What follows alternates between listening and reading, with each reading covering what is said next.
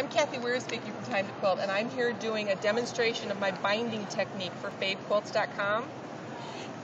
I'm going to demonstrate the quilter's boot and give these little joints a squeeze and see how flat they are. Mm-hmm. Yes, Are they nice and flat and already sewn?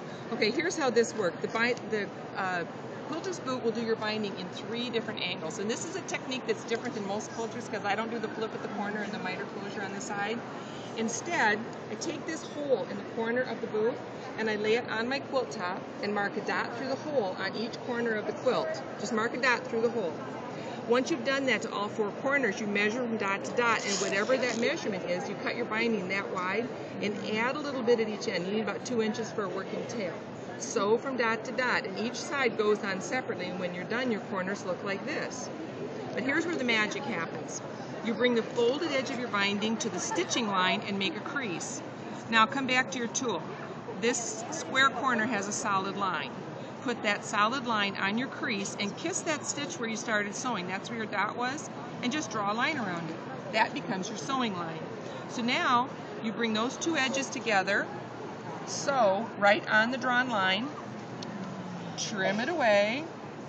Your corner looks like this, and then you go, you cluck and turn. Oh my You must gosh. cluck. That's an important part of the technique. Yes, you must cluck and turn.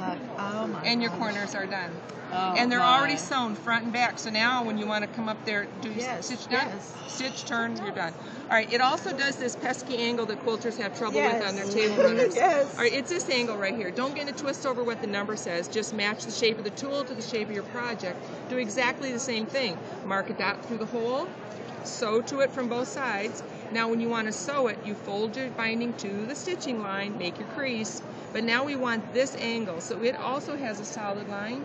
Put that solid line on your crease, kiss that stitch where you started sewing, draw around it, bring those 2 sides together, sew on the line, trim it, cluck and turn, Yes. and your corners are done. That's the quilter's boot, so give your old binding a boot. And you can see another video or find more about that, order the pattern at timetoquilt.com. Thank you. That's great. Thank I love you. that.